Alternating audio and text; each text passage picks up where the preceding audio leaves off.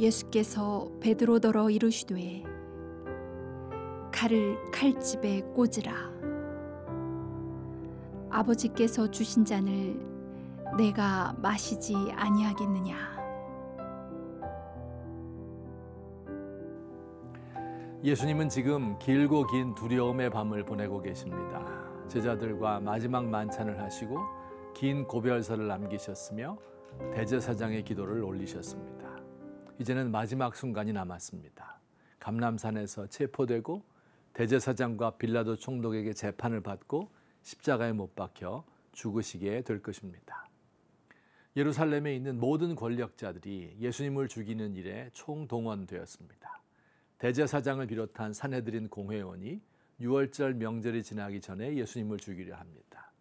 로마의 총독 빌라도는 사형 판결을 내릴 것입니다.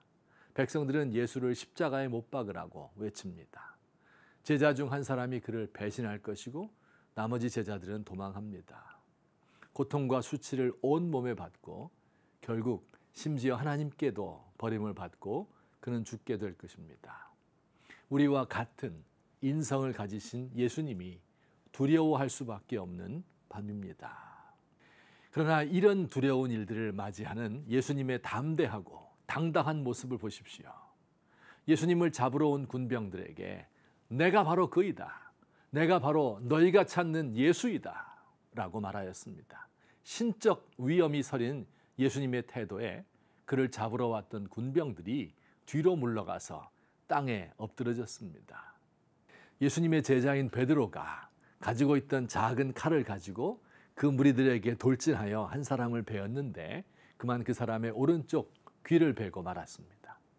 예수님은 베드로에게 말씀하셨습니다. 칼을 집에 꽂으라. 아버지께서 주신 잔을 내가 마시지 아니하겠느냐. 몇 시간 후 유대인 최고 권력자 대제사장 안나스 앞에서도 또 사형 언도를 내릴 권한이 있는 빌라도 앞에서도 예수님은 당당하였습니다. 예수님은 어떻게 이런 두려운 상황에서도 두려움에 압도되지 않고 담대할 수 있었을까요?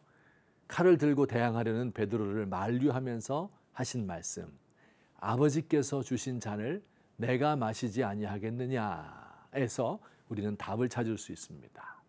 예수님은 이미 고뇌로 가득한 겟세마네 동산에서의 기도를 마치셨습니다. 기도 중에 십자가 지는 것이 아버지가 주신 잔임을 알고 이를 받아들이셨습니다. 예수님은 그를 두렵게 하는 일이 있다는 것을 아셨지만 이를 머릿속에 그리면서 이길 수 있는 힘을 달라고 오랫동안 기도하였고 그 기도가 응답을 받았습니다. 그 응답은 두렵게 만드는 것들이 사라지게 되는 것이 아니라 두려움을 극복할 수 있는 힘을 얻게 되는 것입니다. 제가 미국에서 공부를 거의 마쳐갈 때쯤 있었던 일입니다. 저와 함께 친하게 지내던 1년 선배가 졸업을 앞두고 있었는데 하루는 저에게 심각한 이야기를 건네었습니다. 자기가 한국에서 교수로 초빙을 받았는데 그 학교에 들어가기 위하여서는 실권자에게 1,000만 원을 내어야 한다는 것입니다. 지금은 없어졌을지 모르지만 당시에는 그런 관행이 있었습니다. 공부는 마쳤고 직업은 가져야 되겠는데 이렇게라도 해서 학교에 들어가야 하느냐를 고민하면서 저에게 조언과 기도를 부탁하였습니다. 그날부터 저에게도 고민이 시작되었습니다. 1년쯤 후면 나도 졸업을 할 텐데 그때 똑같은 제안이 들어오게 된다면 어떻게 해야 할까 생각하게 되었지요. 당연히 거부해야 하겠지만 그러나 상황이 어려워지고 사정이 긴박해지면 어떻게 결정할지 모르잖아요. 그래서 저는 여러 날 동안 깊게 기도하였습니다.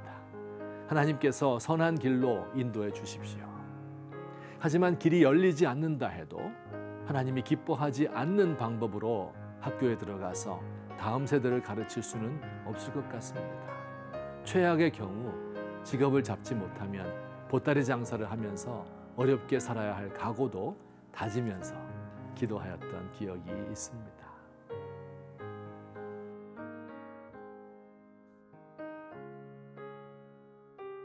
아버지께서 주신 잔을 제가 마셔야 하지 않겠습니까? 제 목 세태인 십자가 지고 가렵니다. 그러나 저의 힘과 결심은 약하여 늘 넘어지기 쉽습니다. 하나님, 저를 지켜주세요. 기도하고 또 기도합니다. 마침내 두려워하던 일이 눈앞에서 벌어지더라도 우리 주님처럼 당당하고 담대하게 이기기 원합니다.